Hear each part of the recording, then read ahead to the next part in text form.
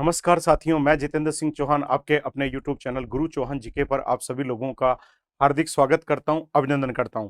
साथियों, बिगुल बज चुका है और युद्ध में लड़ने के लिए तैयार हो जाइए। यानी कि राजस्थान पुलिस की कल से एग्जाम शुरू होने जा रही है।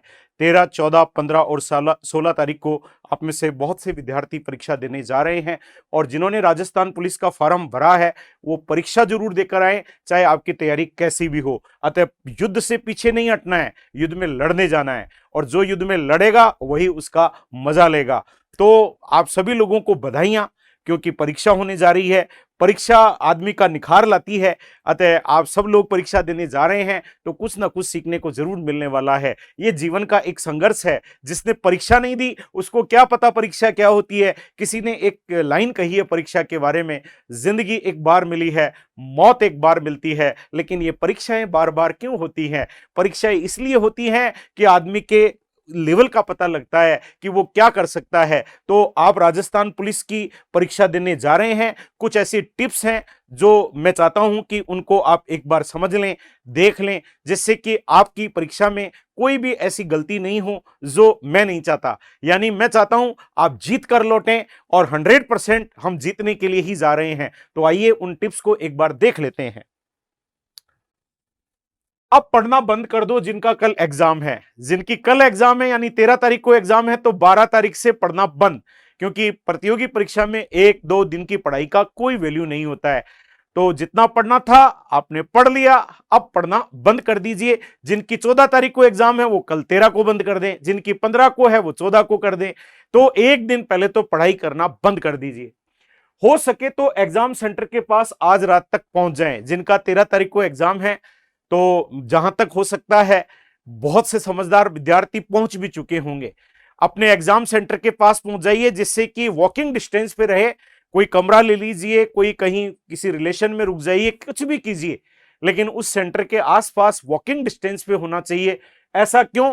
क्योंकि 2 घंटे पहले एग्जाम सेंटर पर पहुंचना है। 2 घंटे पहले पहुंचना है तो आप तभी पहुंच सकते हैं जब आप उसके आसपास में हो।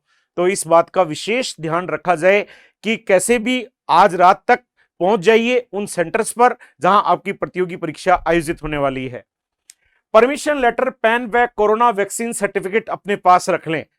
परमिशन लेटर तो वेरी इंपॉर्टेंट, पेन भी जरूरी है, और कोरोना वैक्सीनेशन हो चुका है, हो सकता है आपसे सर्टिफिकेट मांग लें, तो आपके पास वो सर्टिफिकेट को दिखाने के लिए प्रूफ होना चाहिए। तो कोरोना वैक्सीनेशन का सर्टिफिकेट भी आपके पास होना चाहिए। बायोमेट्रिक जांच होगी, अतः हाथ साफ रखें। विशेष निर्देश दिए गए हैं, आपके थंब लगवाए जाएंगे।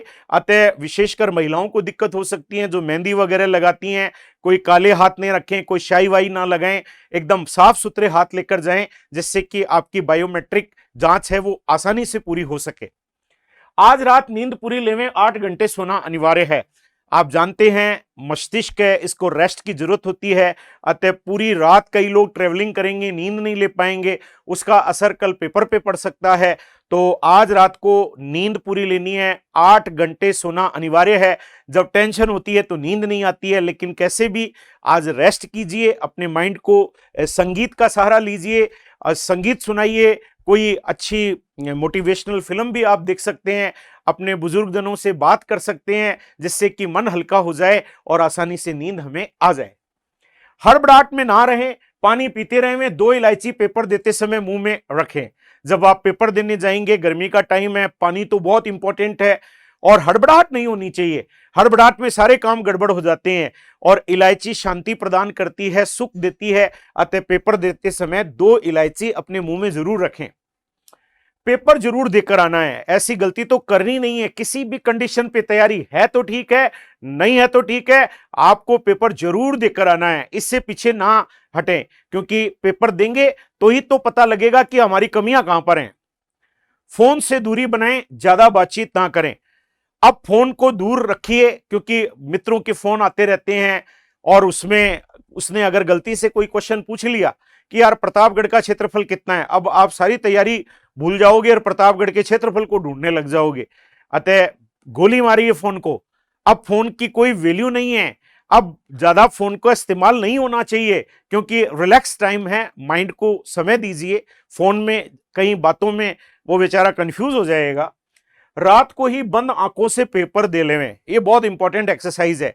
जब आप बेड पर लेट जाएं, नींद आने वाली है, उससे पहले आंख बंद कर लें और सोचें कि कल परीक्षा देने जा रहा हूं, कल एग्जाम सेंटर पे। ये बंद आंखों से सोचना है, लेटे लेटे सोचते रहिए कि कल भैया एग्जाम होगा, सेंटर पे सभी लोग आएंगे, मैं रूम में पहुंच जाऊंगा, पेपर आएगा, पेपर जब खोलेंगे तो शुरू के 4 सवाल तो मुझे आएंगे ही नहीं, क्योंकि पेपर का मजा है। कोई बात नहीं, मुझे पता है पेपर में 4 सवाल तो मुझे आएंगे ही नहीं शुरू के, मैं कोई जरूरी थोड़ी आगे से करूं, मैं पीछे वाले कर लूंगा। अरे जहां से मेरे को आएंगे मैं वहां से कर लूंगा, धीरे धीरे पेपर को शानदार करूंगा। 150 क्वेश्चन आएंगे, 110 क्वेश्चन तो मैं एक झटके में कर दूंगा। ये सब आप प्री विजुलाइज कर रहे हैं, लेटे लेटे महसूस कर रहे हैं। 10-15 क्वेश्चन होंगे जिनको मैं अपनी बुद्धि से, अपनी चातुर्यता से पकड़ लूंगा और 125-30 क्वेश्चन करके आ जाऊंगा, मुझे पूरा पेपर करना भी नहीं है। और जब रिजल्ट आएगा तो मेरा सिलेक्शन सबसे पहले होगा।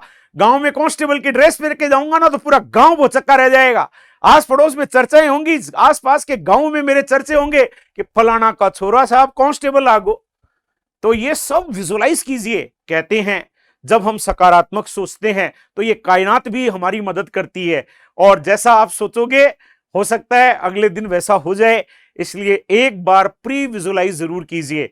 दुनिया के महान बल्लेबाज सचिन तेंदुलकर जब मैच होता था उस रात को ही मैच खेल लेते थे, क्योंकि मैच तो अगले दिन है, और वो रात को ही लेटे लेटे शॉट मारते थे बंद आंखों से, और अगले दिन शतक होता था सचिन का। सचिन ने कहा मैंने तो कितनी ही बार रात को ही शतक मार दिए थे। तो आप क्यों नहीं ऐसा करते हैं?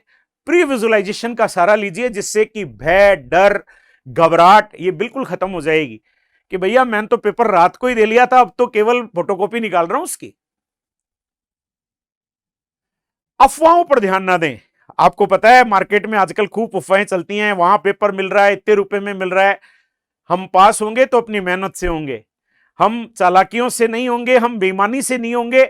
हमने मेहनत की है और हम मेहनत से ही नौकरी लगेंगे, उसका मजा ही कुछ और है। तो भैया अफवाहों पर बिल्कुल ध्यान नहीं देना है। गर्मी का समय है, अतः नए कपड़े नहीं पहने, आरामदायक वस्त्र पहने। कई लोगों को शौक होता है नए नए कपड़े पहन के एग्जाम देने जाने का। मैं आपसे रिक्वेस्ट करता हूं, गर्मी का समय है, ऐसे कपड़े पहनिए जो बार बार धोए गए हैं, क्योंकि वो हल्के हो जाते हैं। गर्मी का समय है, अतः कॉटन शर्ट वगैरह पहनकर, और आराम से जूते भी न पहनेंगे, चप्पल में भी परीक्षा देकर आइए। खुले रहिए, एकदम इजी रहिए, पेपर देने का मजा है साहब।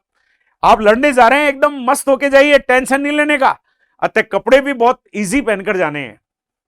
कुछ हल्का फुल्का जूस, फल आदि खाकर परीक्षा देने जाएं। गर्मी का समय है और आप वैसे ही टेंशन में हैं, परीक्षा भी है, तो भैया कुछ खाकर जरूर जाना है। चाहे फल खा लीजिए, जूस पी लीजिए, छाछ पी लीजिए, ऐसे हल्की चीजें, पेय पर ज्यादा फोकस कीजिए। और रात को गरिष्ठ भोजन नहीं खाना है, जम के खा लिया तो अगले दिन परेशानी होनी है। अतः लाइट खाना खाना है रात को, और अगले दिन सुबह ब्रेकफास्ट में भी आपको पेय पदार्थ लेने हैं। पानी का विशेष इस्तेमाल करना है, जिससे कि हमारा मस्तिष्क को प्रॉपर ऑक्सीजन मिले। नशे से बचें, ऐसी संगति में ना रहें। कई लड़के गांव से निकलते हैं तो ग्रुप के ग्रुप, मंडलियां की मंडलियां निकलती हैं और बोले आज तो चिल थ्रिल हो जाए, आज ही तो मौका है, आज ही तो मौका मिला है। अतः सारे मित्र, फिर आपको पता है आज के युवाओं में एक अलग ही क्रेज है चिल थ्रिल का। तो भैया ऐसी गलती नहीं करनी है। आपका इंपॉर्टेंट एग्जाम है और रात की गलती अगले दिन भारी पड़ सकती है। पता लगा सुबह दिमाग ही काम नहीं कर रहा, तो ऐसा कुछ नहीं है। जब सिलेक्शन होगा तो सारा काम हो जाएगा। पहले सिलेक्शन से पहले ऐसी गड़बड़ ना करें, और ऐसे मित्रों के साथ बिल्कुल नहीं जाएं। आपने देखा होगा 5 मित्र गाड़ी में जा रहे थे और उन्होंने चिल थ्रिल कर ली और एक्सीडेंट हो गया। ऐसा काम अपने को बिल्कुल ही नहीं करना है। अपने आराम से जाना है, अपने आराम से परीक्षा देकर वापस आना है। आप अपने घर की धरोहर हैं, आपके घर वाले इंतजार करते हैं आपका। आपकी इंतजार है कि कब हमारा बच्चा नौकरी लगेगा, कब हमारे घर में रोशनी आएगी। आपके माता पिता की आप धरोहर हो, अतः अपने माता पिता के जीवन का भी ध्यान रखना है। आप हैं तो आपके माता पिता की उम्मीदें, आप नहीं हैं तो फिर काय की उम्मीदें हैं। अतः आपका ऐसी गलती बर्दाश्त नहीं होगी, करनी ही नहीं है। परीक्षा देते समय स्वयं पर विश्वास रखें। कई बार कॉन्फिडेंस लूज होगा, लेकिन विश्वास रखें कि भैया तूने 1 साल से तैयारी की है, इतनी पढ़ाई की है, डरने की जरूरत नहीं है। ये क्वेश्चन तेरे को नहीं आता तो किसी को भी नहीं आता, टेंशन नहीं लेनी है, आराम से पेपर देना है। कोई बात नहीं, सारे प्रश्न किसी को आते ही नहीं है, सारे मास्टरों को ही नहीं आते, मेरे को कैसे आएंगे। अतः ट्रस्ट अपने आप पर, जो अपने आप पर विश्वास करते हैं वो कभी हारते नहीं है, जो दूसरों पे विश्वास करते हैं वो रोज हार जाते हैं।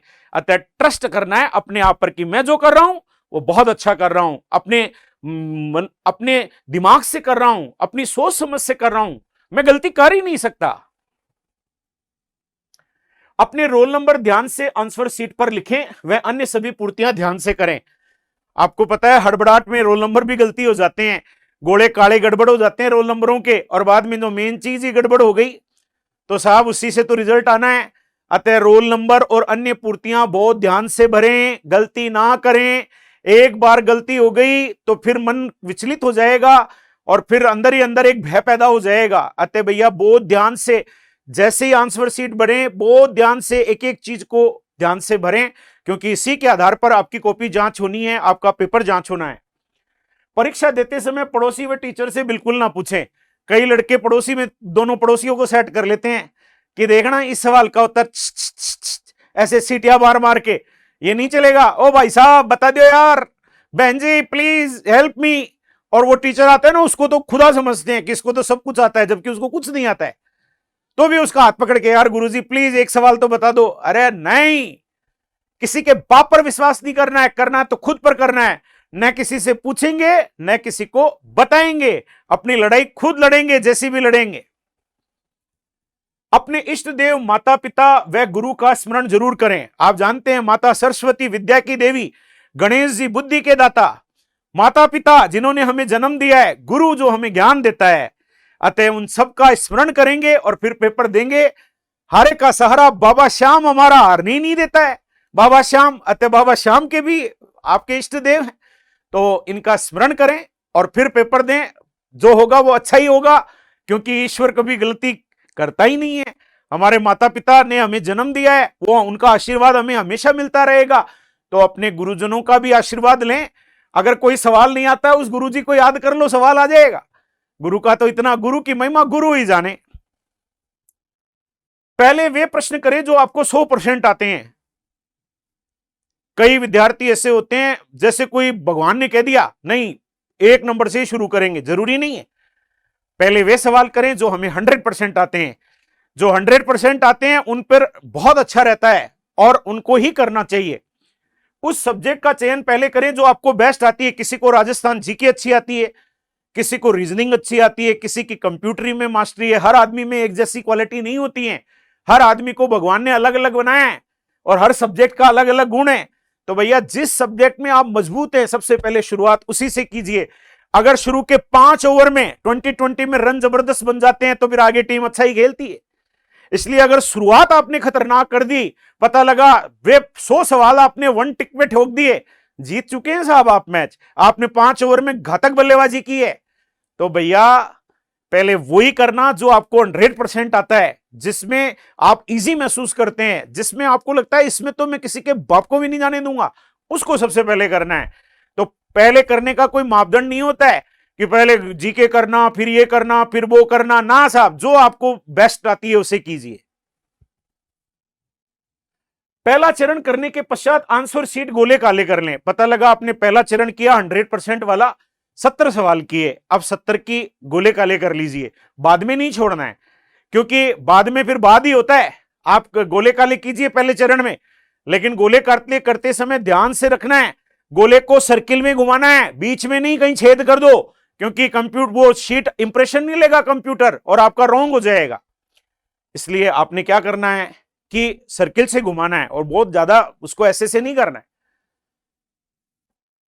क्वेश्चन नंबर जरूर ध्यान रखना है कि कहीं गड़बड़ तो नहीं कर दिया है। तीसरे चरण में थोड़े रिस्क वाले प्रश्न, दूसरे चरण में 50-50 वाले प्रश्न, ऐसे सवाल जो हमें लगता है यार इन दोनों में से हो सकता है, उन पर कोशिश करनी है दूसरे चरण में। तीसरे चरण में थोड़ी रिस्क ले सकते हो, थोड़ी बहुत रिस्क, ज्यादा रिस्क नहीं लेनी है, खतरों के खिलाड़ी नहीं बनना है, कैच आउट नहीं होना है। अतः थोड़ी बहुत हल्की बहुत रिस्क ली जा सकती है। पूरा पेपर हल नहीं करना है, जो नहीं आते हैं उन्हें छोड़ने भी है। कई पूरे 150 के 150 कर लेते हैं। होता क्या है, 125 कर लिया, बैठे बैठे देखते हैं पड़ोसी कर रहा है, आगे वाला कर रहा है, पीछे वाली कर रही है, और मास्टर कहता है आधा घंटा बाकी है, और आप सोचते हैं यार अब क्या करूं, और करते करते फिर सोचते हैं ठीक है रे यार, अब इनको भी कर ले, अब किनको क्यों छोड़ता है। वो 25 घातक हो जाते हैं और पता लगा वही गलती हो जाते हैं, और बाद में बड़ा दुख होता है यार, वो नहीं करता ना तो सिलेक्शन हो जाता। तो थोड़ा सा स्वयं आत्मनियंत्रण, स्वयं नियंत्रण, कि नहीं भैया पूरे तो करनी नहीं है, हमारे गुरुजी ने कहा था जो पूरा करता है वो फेल हो जाता है, तो छोड़नी भी है। बहुत सारे सवाल नहीं आते हैं जो छोड़ दो। अंत में एक बार आंसर शीट को चेक करो, एक बार जरूर चेक कर लो कि भैया कोई गड़बड़ तो नहीं हो गई है, ध्यान से तो हमने भर लिए कि नहीं भरे हैं, एक बार उस पर नजर होनी चाहिए। प्रश्न नहीं आने पर घबराएं नहीं, उसे छोड़कर आगे बढ़ते रहें। कोई सवाल नहीं आता है तो भैया छोड़ दो, बाद में देखेंगे, उस पर अटके नहीं रहना है। और रीजनिंग में तो विशेषकर नहीं, क्योंकि अगर आप अटक गए, टाइम की भी वैल्यू है साहब, समय बड़ा बलवान है, समय पर पेपर हल करना है, लेके नहीं बैठे रहना है। हम मॉडल पेपर नहीं कर रहे हैं, हम फाइनल मैच खेल रहे हैं, और फाइनल मैच का तो फाइनल मैच ही होता है साहब। इसलिए नहीं आता, आगे बढ़ जाओ, गोला मार दो, इसको बाद में देखेंगे। एग्जाम सेंटर के बाहर निकलते ही पेपर चेक ना करें। कई लड़के लड़कियों की बड़ी गंदी आदत होती है, इको कहीं होगो, इको कहीं होगो, इसमें दिमाग खराब हो जाता है, अल्लो मारो तो गलती होगो ना, हो गया जो हो गया। अब उसको देख कर क्या है, आजकल खूब लोग पेपर सोल्व कराते, बाद में देख लेंगे, आंसर की भी आती है, पहले घर पहुंचेंगे अपने।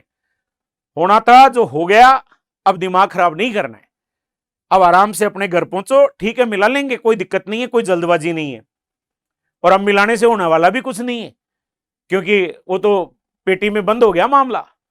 यात्रा करते समय बहुत ध्यान रखें, आप अपने परिवार की ताकत हैं, अतः लटक के नहीं जाना है, ओवर लोडेड बस में नहीं जाना है, कोई जहां ड्राइवर ड्रिंक व्रिंक करके चला रहा हो वहां नहीं जाना है, भीड़ की भीड़ जाएगी, अतः बहुत सुरक्षा से अपने गंतव्य स्थल पर पहुंचना है। पेपर देने के बाद सुरक्षा से अपने घर पहुंचना है। आप आए दिन अखबारों में पढ़ते हैं कि फलाने बच्चे पेपर देने गए थे और एक्सीडेंट हो गया। आपका रहना बहुत जरूरी है आपके परिवार के लिए, अतः ऐसी गलती बिल्कुल नहीं करनी है। बहुत सोच समझकर, बहुत एक सक्षम नागरिक की तरह, एक सक्षम विद्यार्थी की तरह, क्योंकि परीक्षाएं जिंदगी में बहुत आती हैं, एक ही परीक्षा नहीं है, हमें तो बहुत सारी परीक्षाएं देनी है, इसलिए अपने सकुशल घर वापस लौटना है, यात्रा ध्यान से करनी है। सबसे ज्यादा गड़बड़ इसी में होती है।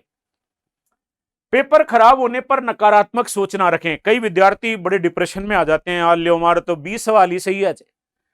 नहीं साहब, कैसा भी हो गया जो हो गया। अरे जिंदगी है, जिंदगी एक संघर्ष है, जिंदगी में न जाने ऐसे कितने मौके आएंगे। एक पेपर से कोई जिंदगी थोड़ी हो गई, हम रहे तो न जाने कितने पेपर दे लेंगे। क्या पता ईश्वर हमें आरएएस बनाना चाहता हो, क्या पता ईश्वर ऐसा ही बनाना चाहता हो, पटवारी उसने लिख रखा और हमें कांस्टेबल में परेशान हो रहे हैं। कई बच्चे आत्महत्या तक करने की सोच लेते हैं। नहीं साहब, जिंदगी में भी ऐसी गलती नहीं करना। जान है तो जहान है, अतः लाइफ सबसे बड़ी चीज है। एक पेपर दो पेपर से कुछ नहीं होता है। जिंदगी में अगर नौकरी भी नहीं लगी तो क्या सबकी नौकरी लगती है? भैया लोग बहुत सारे काम करते हैं, क्या पता ईश्वर ने आपको किस चीज के लिए बनाया है। मौका दे रहा है परीक्षा देने का, आप जाइए, मौके पर चौका मारिए, क्या पता आप सेलेक्ट भी हो जाए, क्या पता आपकी दूसरी नौकरी भी लग जाए। तो निराश होने की जरूरत नहीं है, हताश होने की जरूरत नहीं है। पेपर से सीखने को मिलेगा कि यार मेरी गलतियां कहां हुई हैं, अतः उन गलतियों के सुधार करने की जरूरत है। अतः आराम से पेपर देकर आइए, मस्त होकर पेपर देकर आइए। कोरोना का प्रकोप थोड़ा सा बढ़ने लगा है, अतः सावधानियां रखते हुए मास्क वगैरह लगाकर पेपर देकर आइए और आराम से अपने सकुशल घर पहुंचिए। पेपर देना आपका कर्म है, उसका रिजल्ट ईश्वर का कर्म है। आपने जैसी मेहनत की होगी उसके रिजल्ट जरूर मिलेंगे, लेकिन हमारा कर्म है पेपर देकर आना, और मेरा कर्म था आपको गाइड करना। मैं एक शिक्षक हूं, मेरा जिम्मेदारी थी आपको गाइड करने की, और मैंने अपना कर्म निभाया।